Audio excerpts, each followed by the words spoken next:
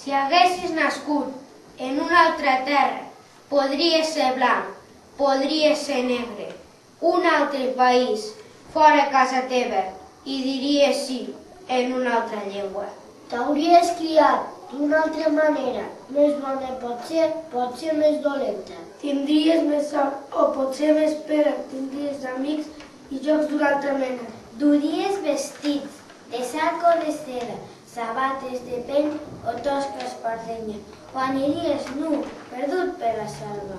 Podries llegir contes i poemes o no tenir llibres ni saber de lletra. Podries menjar coses llaminoses o només crostons secs de pa negre. Podries.